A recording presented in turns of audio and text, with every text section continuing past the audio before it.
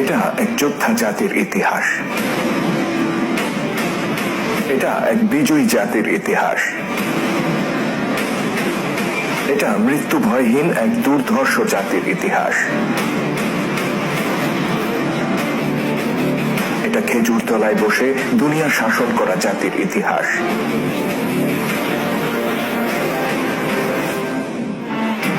এটা আল্লাহর সত্য দিনকে বিজয়ী করতে পাগল পাড়া একদল মানুষের ইতিহাস।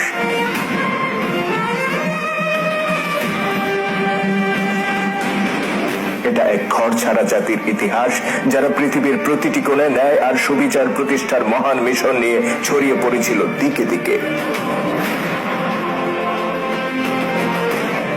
যাদের উত্থান ঘটেছিল জাহিলিয়াতের অন্ধকারে নিমজ্জিত আরব ভূমি থেকে, অথচ প্রজ্বলিত সূর্যের মতো তারা আলোকিত করেছিল সারা পৃথিবীকে।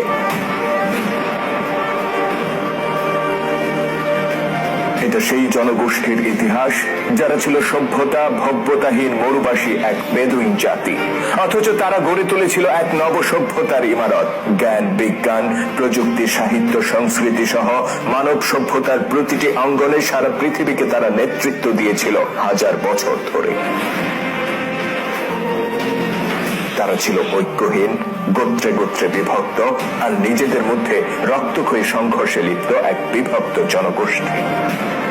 তৎকালীন বিশ্বের দুই পরাশক্তি পারস্য ও রোমান সাম্রাজ্যের সামনে তারা ছিল নতজানু, অথচ মুহাম্মদ নামের এক পরশ পাথরের ছোঁয়ায় তারা হয়ে ওঠে এক ঐক্যবদ্ধ মহাজাতি। অতঃপর সাগরের উত্তাল তরঙ্গের মতো তারা আছড়ে পড়েছিল পারস্য ও রোমান সাম্রাজ্যের বুকে, আর তাদের আকাশচুম্বী অহংকারকে মাটির সাথে মিশিয়ে দিয়ে প্রতিষ্ঠা করেছিল আল্লাহর সত্য দিন। জুলুম আর দুঃশাসনের বুকে কবর রচনা করে অর্ধ পৃথিবীতে তারা উড়িয়েছিল মানবতার পতাকা, জেলেছিল সত্য দিনের মশাল।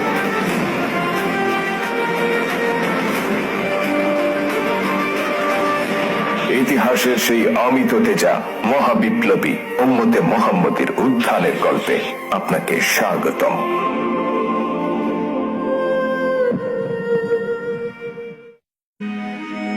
আরব ছিল এক অনুর্বর ভূমি। শত শত মাইল বিস্তৃত মরুভূমিতে সবুজের দেখা মিলত খুব সামান্য। এখানকার বাসিন্দাদের একটা বড় অংশই ছিল মরুচারী বেদুইন, যাদের কোনো ঘর বাড়ি ছিল না। আর যারা শহর বা গ্রামে বসবাস করত তারাও খুব বেশি অগ্রসর ছিল এমনটাও নয়। মূলত অনাবৃষ্টি আর অনুর্বর জমি আরবদেরকে এক ক্ষুধার্ত জাতিতে পরিণত করেছিল।